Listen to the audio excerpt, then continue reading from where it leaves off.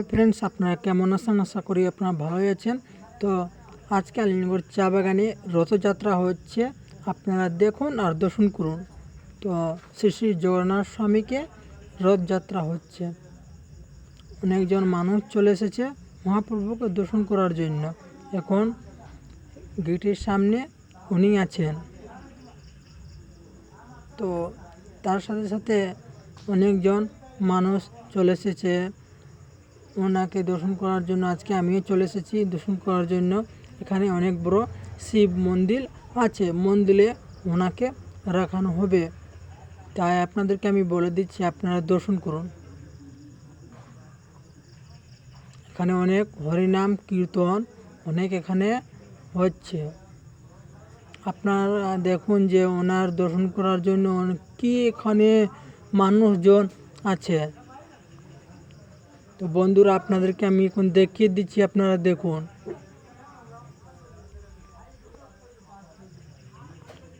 অনেকজন মানুষ এখানে ওনার রথ রশ্মি দিয়ে টানা হচ্ছে, ওনার রথ এখন টানছেন অনেকজন মানুষ।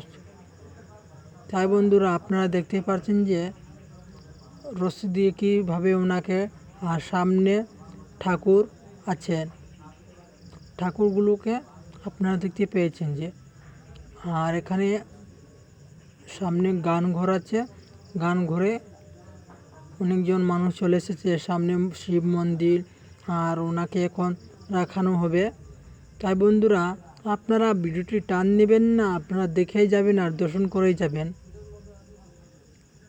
আর মানুষজন এখানে অনেকজন চলে এসেছে, আর আপনাদেরকে দেখিয়ে দিচ্ছি এখানে অনেকজন দোকানপাট আছে। এখানে অনেক ওনার হরিনাম কীর্তন হচ্ছে।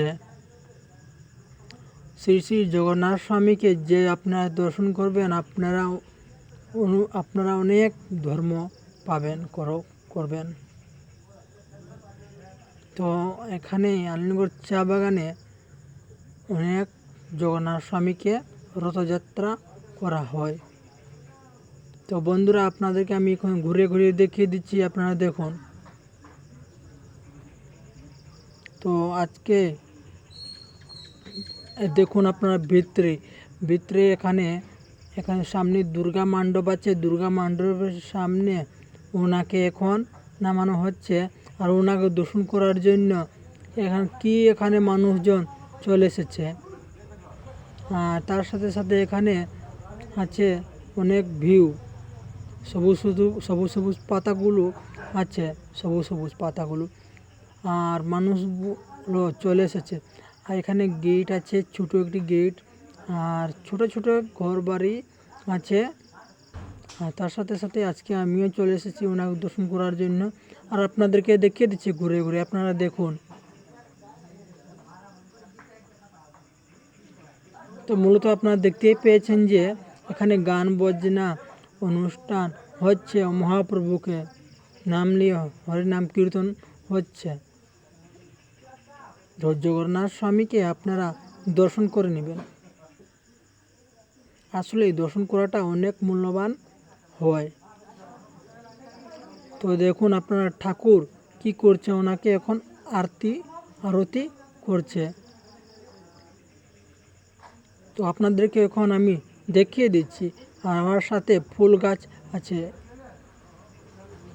ফুল গাছ। তো এই ফুল গাছ সবার বাড়িতে রোপণ করা হয়, ফুল গাছগুলো আপনারা দেখুন। আর তার সাথে সাথে মানুষগুলো এখানে অনেকজন ভিড় হয়েছে, কেননা যে রথযাত্রা হওয়ার কারণে অনেক আনন্দ লাগে, অনেক ভালো লাগে।